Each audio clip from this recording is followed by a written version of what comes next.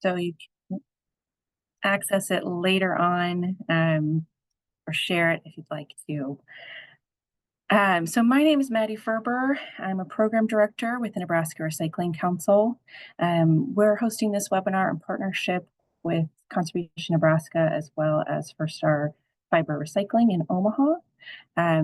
So I'd like to give my co-host Laura a few moments here to talk about Conservation Nebraska and their AmeriCorps program. So Laura, why don't you get us started here? Oh, you're on mute, Laura. I'm so sorry about that. There you go. My name is Laura, and I'm an AmeriCorps member serving with Conservation Nebraska's Common Ground program. Conservation Nebraska's mission is to protect our state's natural legacy by educating the public, supporting communities, and increasing civic engagement, which we accomplish through locally led education efforts and community engagement projects to address local conservation concerns. Following the presentation, we'll have a brief survey that will take less than a minute to complete. The survey helps support programming like this one, so we appreciate you taking the time to fill the survey out. Awesome. Thank you, Laura. So we're going to dig into a presentation here for just a few 15 minutes or so. And Patrick from Firstar is going to kind of give us some context from the recyclers side of things. I'm going to go over a little bit of information about NRC and about some common myths and misconceptions that we see when we're working with the public. And on a personal note, I actually am an alumni of the Conservation Nebraska AmeriCorps program, so I definitely recommend giving them, checking them out. And if you have any interest in getting involved with conservation or environmental issues in your community, definitely check them out. Think about getting involved. They're a great program, and that's part of what led me here to the Nebraska Recycling Council. So today I am a program director with NRC. I've been with NRC for about 1.5 years now. And in that time, I also was able to get certified as a true zero waste advisor. So that's a little bit about me. And one thing that we run into a lot when we're working with the public as the Recycling Council is, folks have a lot of questions and confusion around recycling in their communities. So we try to serve as a resource, and we just wanted to kind of meet some people of the public today and give you a little bit of background, the inside look at some of those common misconceptions that we see every day. So with that, I want to give you a little more information about the Nebraska Recycling Council. We are a statewide member-based nonprofit organization. Our mission is to maximize the economic and environmental benefits of recycling in Nebraska. And our vision is a future in which all materials are reserved for their highest and best use, and landfills are a last resort. So this is a map of all the folks that we worked with in 2023. We work with people across the state in nonprofits, businesses, schools. We work with all of the communities in Nebraska, as well as some of the other state recycling associations. And then we also represent all of our recycling haulers, our recycling centers and processors. So here you can see all of those folks that we helped out or worked with in 2023, including our board of directors, our grantees, and our grant review committee. And this is some of the work that we do at the Recycling Council. We offer technical assistance, so we'll answer questions from members of the public. And if you ever have a material that you don't know where it goes, you can always reach out to us. We also assist communities across the state with their recycling programs. If they're having, an issue with contamination or dumping or anything like that, we will meet with them and try to offer assistance. We'll also facilitate meetings between different communities to try and create programs that work for those communities. Another program we're really proud of is our recycling equipment grant program, where we offer equipment grants to communities and businesses. We do some project-based grants as well as research. We offer support and advocacy to our legislature, and we also do education and events like this one.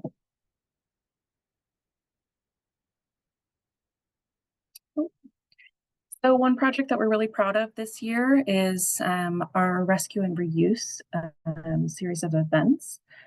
These events are aimed at recycling and rehoming durable medical equipment. So that includes all of the equipment that you see in these photos here, from power wheelchairs to walkers and scooters, even chairlifts, things like that. Um, so this year we were able to host our first two events in Lincoln and Scottsbluff, where we received 84 pieces of, or we had 84 people donate to us in Lincoln, and we were able to rehome 26 pieces of equipment. Out in Scottsbluff, we had 24 folks donate, and we had 130 items that we rehomed. So we definitely saw a significant need out in that western part of the state. My coworker has plugged a link in the chat if you're interested in learning anything more about the rescue and reuse program. Um, and just to shout out my coworker, this is kind of her brainchild.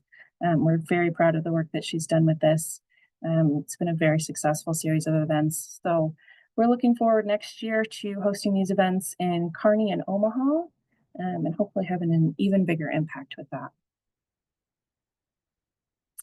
So again, we're also really proud of our recycling equipment grant program. In 2023, we distributed $277,000 to 23 recipients across the state. And that went towards buying equipment like what you see here, from skid steers to forklifts, even recycling bins or signage, to concrete bunkers for glass recycling, or compost sifters or recycling drop-off containers. Um, this is one of the most direct ways that we can support our communities across the state. And this is generously funded by the Nebraska Environmental Trust. Another one of the programs that we are very proud of is our statewide survey. So this is a program that began back in 2017 with some regional surveys that we worked on. And this map that you see here is data that we've collected from 334 respondents. As you can see, the dots in green represent communities that reported that they do have recycling in their community. 210 folks got back to us and let us know that they do have recycling. And 123, as you can see in red here, do not have recycling in their community. Unfortunately, this is the most complete data that we have about statewide recycling. Something that we're looking to improve in the future is having more data and more accurate data about recycling across our state. And again, I've got a link in the chat there to our story map. If you'd like to dig into this data a little bit more, we've got a full web page breaking down those survey results, including issue or reasons why folks didn't recycle, and some options for improving those recycling programs or recycling rates. Currently, it's estimated that our statewide recycling rate is between 9 to 15%. And that data comes from our statewide waste characterization study, which unfortunately the last one that we had was back in 2009, which is pretty outdated information. Typically, a state will do one of these studies every few years, and that really helps us understand not only our recycling percentage, but also what materials are going into the landfills. So I am excited to share, however, we did just receive EPA funding to perform another waste characterization study. So this coming year, we will be getting out to the landfills, and the state will be doing this, not NRC. But they will be getting into the landfills, looking at exactly what's in the landfills, and hopefully getting us some updated information about materials and how much is being recycled. So one piece of information that did come out of that project for us, the statewide survey, is this hub and spoke model program. So this is another map that we've created here that represents the hub and spokes that we're aware of at NRC. So you can see the small red dots are our smaller communities that are funneling that material into the larger communities in blue. There's a lot of benefits to the hub and spoke model, as you can see here. One major benefit is that it helps those communities pool those materials together. A lot of times our material outlets and end markets, they want to receive a full load of material from communities. They don't want to accept partial loads. And obviously that also is more efficient when it comes to transportation costs as well. So by pooling all of these resources together with our very small communities in Nebraska, it's a good way to create higher densities of material and improve those efficiencies. Um, that saves money for communities by reducing those landfill tipping fees and hauling fees. And it also improves the efficiency of their recycling programs, as well as strengthening those relationships with end markets and haulers. So that's something that we work on with communities across the state. Oftentimes, a community will reach out to us and let us know they're having a problem with recycling in their community. And almost always cost is a big part of the issue. So this is one way that we can kind of help our communities to reduce those costs in partnership with that recycling equipment grant program.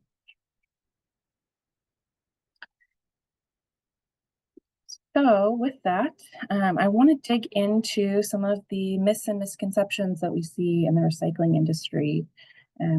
Patrick, feel free to jump in at any point if I get something wrong or if you want to add any more information.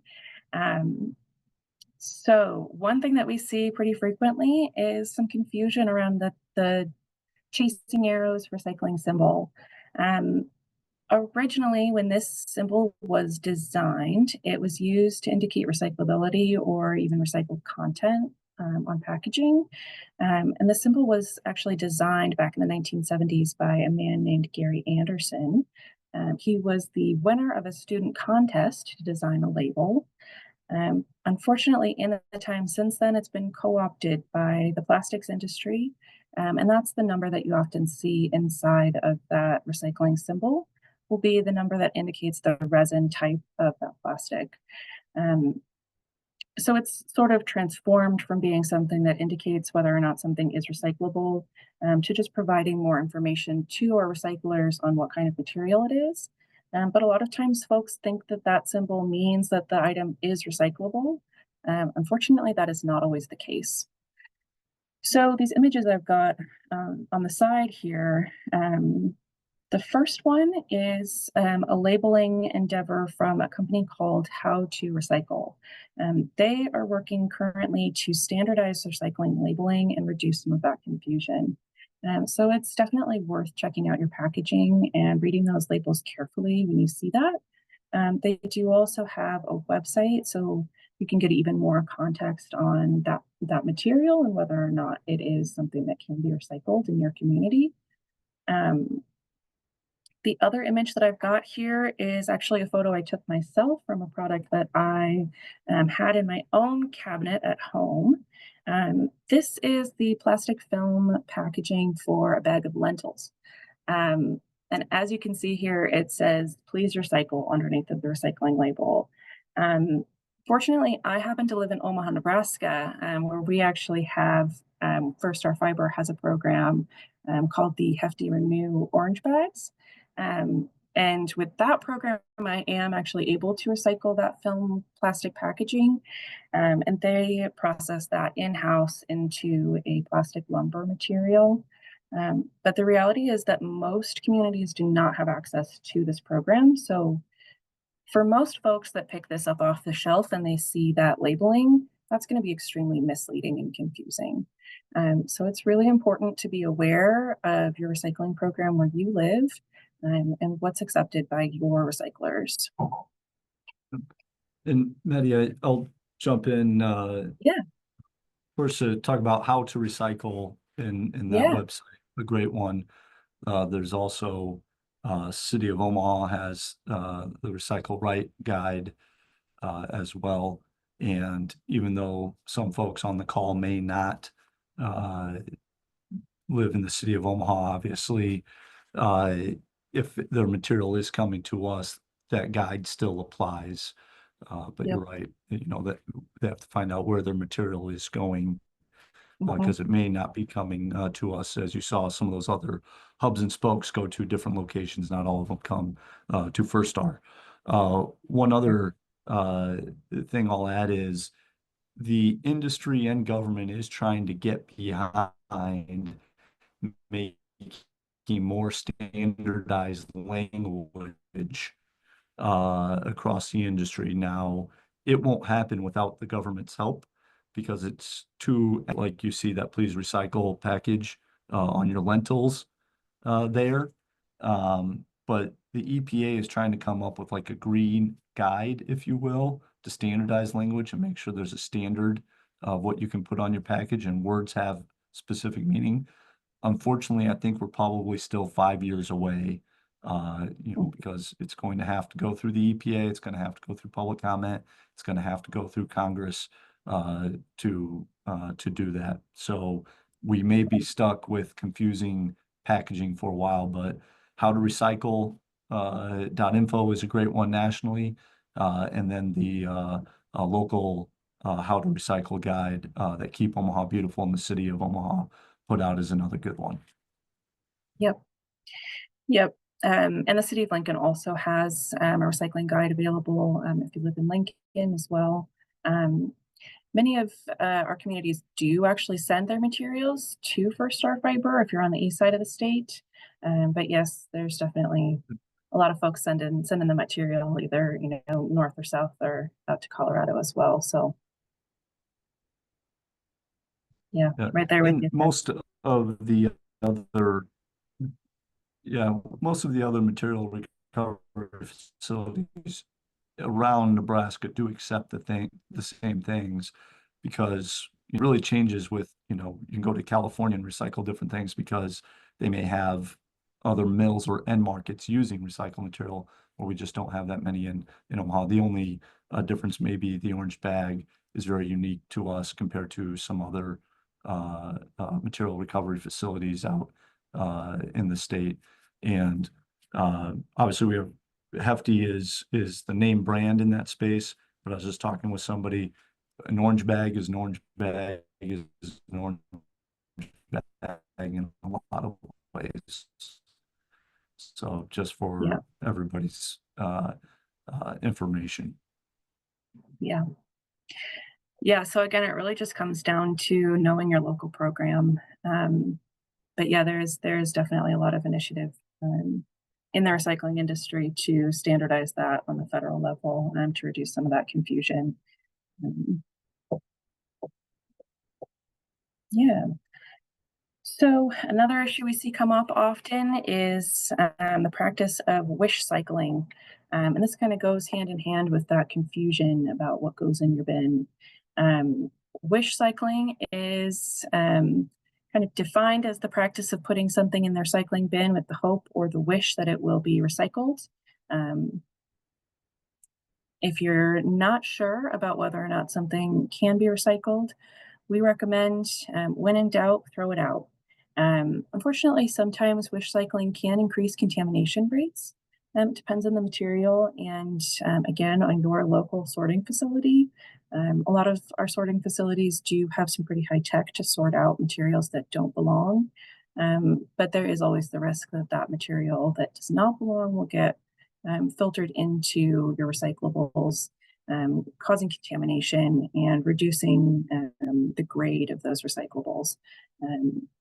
So it's important to be in contact with your local recycling program. Be aware of your local recycling guide. Most of our larger communities have an online recycling guide like Omaha and Lincoln do. And we also have a recycling guide for the state of Nebraska on our website as well. But this is definitely something to be aware of when we're engaging in waste management practices. Definitely don't throw something in the bin just because you kind of think loosely that it might belong in there, or you're not sure and you just kind of throw it up to the recycling gods and hope that it all works out for the best. It is better to go ahead and throw that in the landfill so we can preserve that integrity of our recycling programs. Just to jump in again on that wish cycling.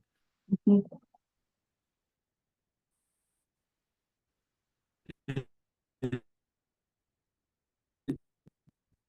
It's not just an inconvenience, it costs everybody more money to do it that way.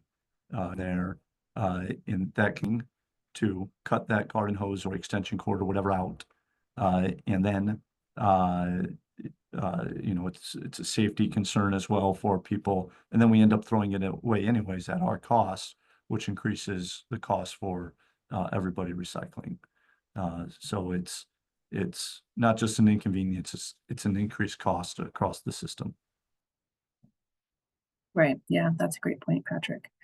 Um, and again, you know, if we want to support our recycling industry, if we want to see that grow and increase and divert even more waste, then we definitely don't want to be putting excess burdens on our recyclers. They've got enough challenges on their hands without having to deal with materials that we hope can be recycled rather than knowing that they can be recycled. You know, and again, hopefully we can get to a place nationally where we have less confusion about this and everybody knows where everything goes. But in the meantime, it's really up to us to be aware of where things belong.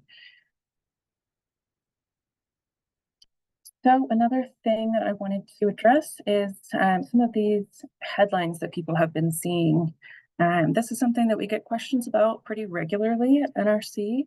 In the last couple of years, we've been hearing a lot of information about recycling not working. So I've got a screenshot here of a news report that was pretty big news at the time when this happened. ABC News did a report where they put tracking devices into plastic bags for recycling and found that many of them were trashed. I've got a little GIF running here that kind of shows why that may not have been the best approach to trying to find out what goes on with the recycling system. The reality is that if you plug a foreign device into your recycling, that may be getting properly sorted out of the recycling and put into the landfills. Again, that goes along with the theme of contamination.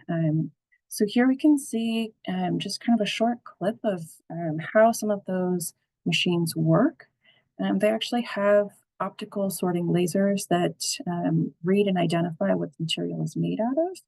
And then they use air jets to sort that material out. So not only if you have a tracking device that's caught by that optical scanner, that'll be sorted out, but also you have to consider that those devices may change the weight and composition of the recycled material. And so it may not be getting sorted properly just due to the change in weight and composition. So it's important to kind of take a grain of salt with some of these reports, although I would agree that it's a very important investigation that was done. Obviously, we do want to be kind of keeping our recyclers accountable. There's, you know, here in Nebraska, we're very fortunate to work with Firstar Fiber, but there's plenty of other places in the world where our recyclers may not be completely honest about what's going on. So it's definitely important to keep some accountability there, but just also important to, again, know your recyclers, have those relationships so that you know who to trust. Yeah, I don't know, Patrick, if you want to give some comments there. I'll have a comment about the trackers, and then I'll go back to some wish cycling because I see that there's some questions in the chat that I'll address there. So with the trackers, they can be useful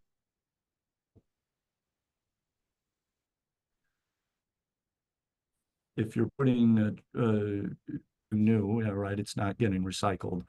But it's true, if you put a tracker on a bottle, and these optical sorters or other kinds of weighing machines will weigh that bottle differently, it could end up in the trash, even though that bottle would have been recycled without the tracker in it. So it's how you use the trackers, and I'm not sure how the ABC report did it. You know, did it stop by a recycling center and then go to the trash? Well, then it may have been the tracker that threw the equipment off.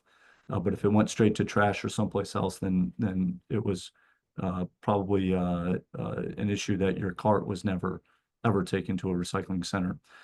It's no different than you know, one of the questions, I think it was directed, it was a DM to me, but I'll just put it out there because I think it'll benefit the whole group. The question was asked, what are some of the common contaminants that we see that may be easily withheld. And, think of a plastic bottle with liquid still in it, whether that's a soda pop you didn't finish out, or, people use plastic bottles to put their chew spit in. Well, again, then it may not be light enough for one of those optical sorters to shoot an air jet and put it over where it should go. So then it ends up being in the waste stream, where the bottle, if it was empty, would have easily been recyclable. So yeah, dirty bottles and stuff is definitely one contaminant we see. We also we see dirty diapers quite frequently, and I'm not sure why people think they can be recycled. You sometimes see things that are, it's a styrofoam and a cardboard combined, because it was packaging that their TV came in, and obviously it's cardboard box with styrofoam. If you can rip that styrofoam off that cardboard, both of those things can be easily recyclable. The cardboard in the cart and the styrofoam in the orange bag. But when they are combined like that, that's a contaminant, and then it's not easily recycled. Going back to the bottle, emptying it out, I will say this, people always ask, like, my peanut butter jar or my pizza box, can those be recycled? To which my answer is, if we're all familiar with the golden rule, do unto others as you would have done to yourself. If you clean the peanut butter, like I just take a knife and I scrape out what's out there, it will be recycled. Same thing, if you just make sure there's no pizza left in the box, it'll be recycled. But if you put a pizza box with pizza still in it, or peanut butter with gunk still in it, ask yourself, in 2 weeks' time, would you like to be a worker on the line where that's coming across? The foul smell, the mold, etc. So if you can answer, yes, I cleaned out this peanut butter jar good enough that in 2 weeks it won't be gross and moldy, then it's probably good enough to differentiate that. There was another question about universal statewide education program. It can be presented to various groups.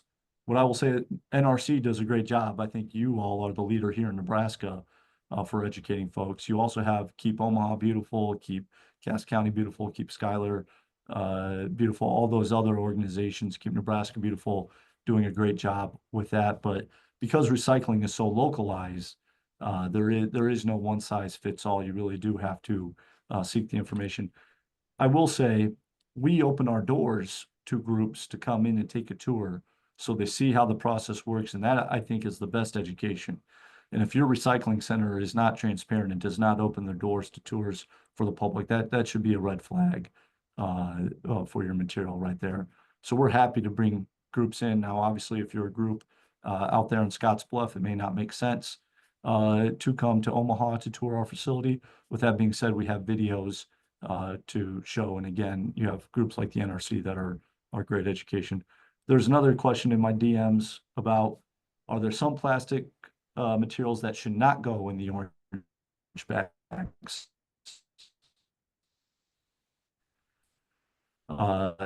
Yes. Ones and twos, going back to those numbers, PET and H, just put them in your cart. Again, fairly cleaned out, and they should be easily recyclable. So there's no reason to put them in the orange bag. All right. The other thing is PVC, you don't want in the orange bag. There's specialty recyclers for that.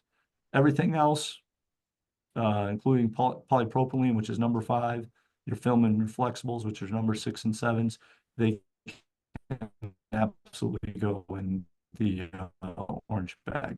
It's designed to take a heterogeneous mix. And then I see Don's question about the batteries. That I don't know. I'll defer to Maddie on. I don't know off the top of my head. Actually, if you're in Omaha, Nebraska, I would check out Under the Sink. They should take household batteries. Perhaps one of my coworkers, if they have more context, they can jump on here and help me out with that one as well. But yeah, like Patrick said, I believe we are the only resource offering statewide education programming, besides the Keep Nebraska Beautiful affiliates. There are affiliates in and out of, but there are affiliates across the state of Nebraska. So I definitely would recommend reaching out to your local affiliate. They should have some of the most up-to-date information on your local programs and be able to offer that education programming.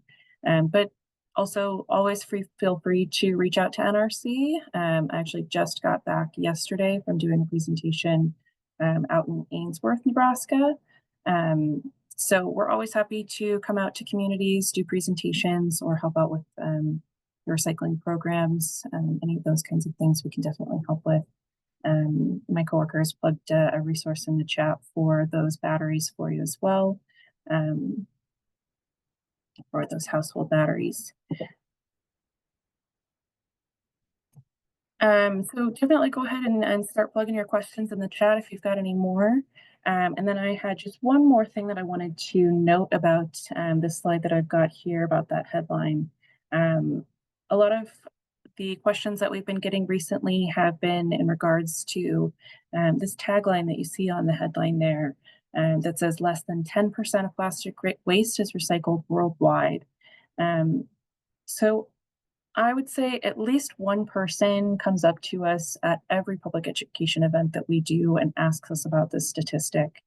And the reality is that while this is not necessarily untrue, it is maybe a bit misleading about specifically plastic within our recycling industry. The reality is that most of that 90% of plastic waste that's not being recycled was never designed to be recycled in the first place. So that could include, you know, the keyboard that you're typing at, or the clothes that you're wearing, or the glasses that I have on, or the chairs that you're sitting in, or the desk that you're sitting at. Most of those materials will have some amount of plastic in them. And many of them will be a composite of plastic and another material, like for textiles, for instance, it will be a 50-50 blend of polyester and cotton. Obviously, that poses a lot of challenges to be recycled if it was never intended to be recycled in the first place. So it's important to kind of keep those groups of materials separate when it comes to the recycling industry. Most of the plastic waste that goes into your recycling cart is being recycled. The grand majority of that plastic material is going to be your ones and twos, and those are pretty desirable when it comes to plastic recycling. In fact, we've got a lot of major producers and corporations that are not able to meet their recycled content goals and requirements just because they aren't able to access as much plastic as they recycle plastic as they need. So when you see those numbers, just kind of keep that grain of salt in your mind. Again, you know, just like with the rest of this headline, it's definitely important to keep our plastic industry accountable for their behavior and for the actions and impact that they've had on our planet. But don't construe that with our recyclers who are doing their best to keep that waste stream circular and to keep it out of our landfills when they can. So with that, that's all I've got for us today. If anybody's got any other questions, go ahead and throw them in the chat here, and we'll do our best to address them. So I see one question here that paper receipts are not recyclable. As far as I'm aware, that is correct. Most paper receipts have a coating on them that recyclers do not necessarily want to receive in their recycling stream. Patrick, feel free to correct me if I'm wrong on that one, but that's my understanding. Yeah, it's tricky. Not all receipts are the same. So there are some that are recyclable. You know, the majority of receipts and other small paper like that aren't recyclable, not because the end market can't handle them, but because they fall through the equipment. The rule is 2-inch by 2-inch. If it's smaller than that, or a receipt, which after it goes in the card and it goes into the color, the compactor, it will get crunched to where it's smaller than 2" by 2". And then it will fall through, they're called fines. It falls through as a fines through the equipment. The equipment's designed to get larger items. That's just the way it's efficient and economical. So what I do is I'll put small stuff in bigger stuff. So I like to shred bills and credit card statements and stuff like that at home. If you shred it and you don't put it in the larger stuff, that you've shredded it to a size where it's no longer recyclable. You put it in the card, it'll get lost. But if you put that shredded material in a larger envelope that I didn't shred, you know, and make sure it's sealed so it won't spill out, it will get recycled, it will go through. Sheet of address labels, I saw that. Again, it's tricky because what is the material made of? Some address labels are, it's like a film, plastic that could potentially go in your orange bag. Others, maybe it is paper with a little that sticky substance. You know, just depends. If you have a whole sheet, probably could go in the paper, so in your cart. But if it's a small label, again, it's probably too small, it'll fall through in a fine. Shredded material, go in recycling again, if the shredded material is into something larger. If you're putting shredded material in loose, it's less than 2" by 2", it will fall through. Yep. Another one on that kind of theme that we get a lot of questions about is paper cups, like your coffee cups. Those are typically not recyclable either. So here at Firstar, I will say we are able to recycle them. You are, okay, We that's have great not news. updated it. That is my fault. The city of Omaha and the Recycle Right Guide are waiting on me to put forth an amendment to our contract. We have a way now to collect them. So Mhm. it just also goes to show you that the recycling industry and the systems and the technology are evolving each and every Mhm. year. And the end markets that we sell to are also upgrading their equipment. So where they would say, no, we didn't want that stuff before because of the wax or the plastic or the film that lines the paper cup so your coffee doesn't seep through, they now have washing and shredding systems that can solve that issue. So we are able to take the cups. The guides just are not updated. That's my fault. That's a project that's been on my plate for 3 months and I need to get it done. Yeah, that's great news, though. That was that exactly like you said. That's just a great example of staying up to date as much as you can on what is and what is not recyclable in your community, because it does change all the time. And like you said, the technologies are changing on, you know, our end of things, but they're also changing on the producer end of things as well. So they're constantly changing the way that they make these materials. And there's definitely a lot of initiative to design for recyclability when they're making these packaging and paper products. Um, and that is also something that we're, One other thought on the paper. yeah, go ahead. Oh, sorry, Maddie. Well, one other thought on the coffee cups. The cups go Mhm. in apart. They act like paper in the system. The lid and the stir, that goes in the orange bag. That's still plastic. So you want to remove lid and stir from. Okay. Yep. So we've got one question. Do the paper cups go in with the paper, or are they separate? So Omaha is single stream apart from the hefty bag, so you are good to go with just throwing those in your regular recycling stream. Firstar should be able to get them sorted out. Um,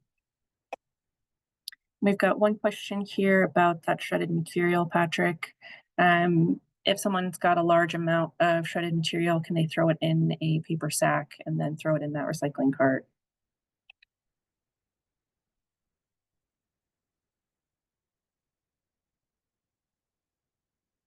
Yeah.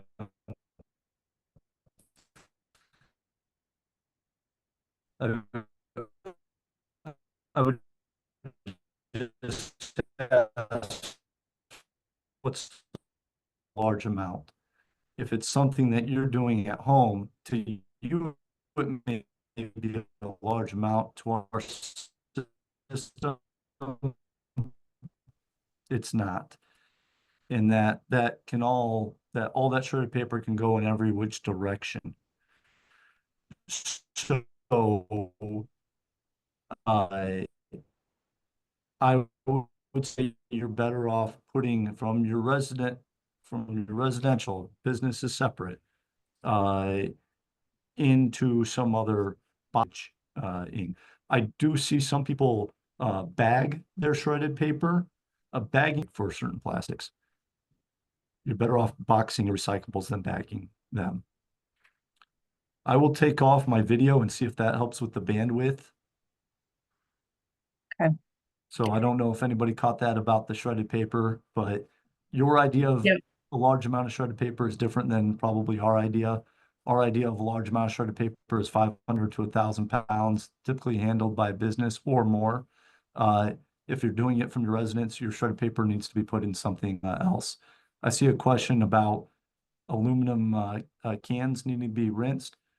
If they're emptied, I mean, just tip them over. If all the liquid's out, you don't need to rinse them. You don't need to go through what I would call an extra credit kind of activity. It will be recyclable just if it's empty. You just don't want liquid in it. And then if lids are 1, 2, 3, and 5, are they okay? I assume this means Tupperware lids.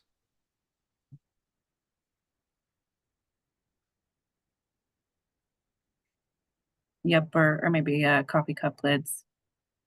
Yeah. So lids for coffee cups. Again, some coffee cup lids can be pretty small. So when they get put in the cart and they get scrunched up, they'll be less than 2 inch by 2 inch. At that point in time, I think you're better off just putting them in the orange bag. Orange bag, the coffee cup lids. Mm-hmm. I think we got all the questions, Maddie. I think we've got them all. Yep. So unless anyone's got a last minute question here, we'll go ahead and wrap up. A few seconds here to give anybody a chance to throw one last question in the chat if you've got one.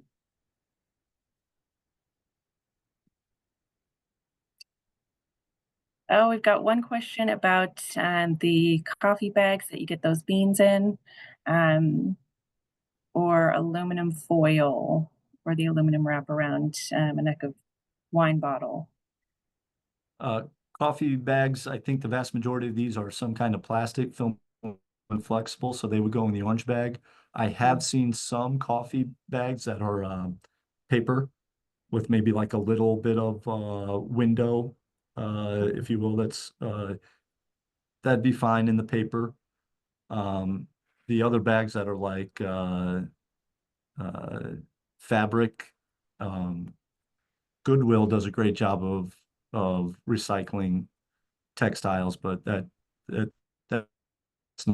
not something like those brown sacks or whatever were set up. Aluminum foil, aluminum foil is, yeah, that's a tricky one. While we can separate it, the mill that we send the aluminum to strictly wants the cans, so it is a contaminant. So that's why we say no aluminum foil.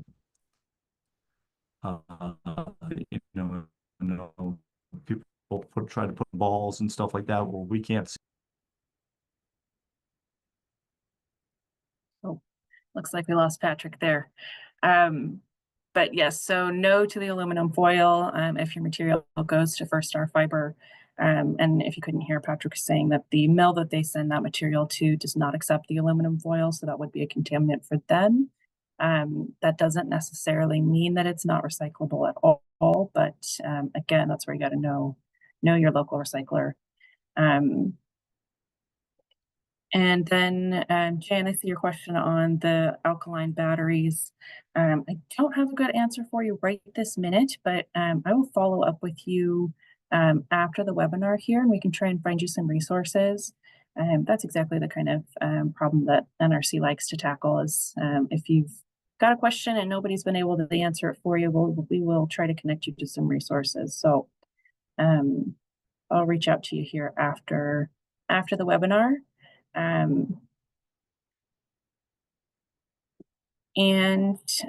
think we've got everything here. We've touched on everything, unless anybody wants to throw one last question at us.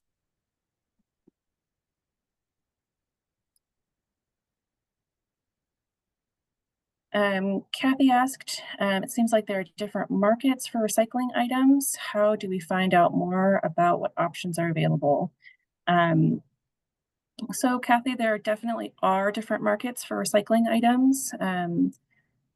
It depends on exactly what you mean, but basically our material recovery facilities do work with brokers that then sell those materials to different mills, or they sell the material directly to mills. So that really kind of depends on the relationships that your local recycling center has with the folks that they're sending that material to. And that's why we definitely recommend getting in contact with that recycling center or with your local officials who manage the recycling program. Don, I see your note about sharing information through Green Bellevue. Thank you for offering that resource. We'll definitely keep in touch with you as well. So yeah, if you want to know more about the recycling industry and the work that NRC is doing, definitely stay in touch with us. I think we've kind of hit all the questions here. So thank you everybody for Maddie, were you able to launch the survey? Yep, so that should you should get a survey here once you sign off. It should pull up a screen for you. And Laura, I'll share those answers with you after the webinar here. We've got our monthly newsletter if you want to stay apprised of what's happening locally in Nebraska and what NRC is up to.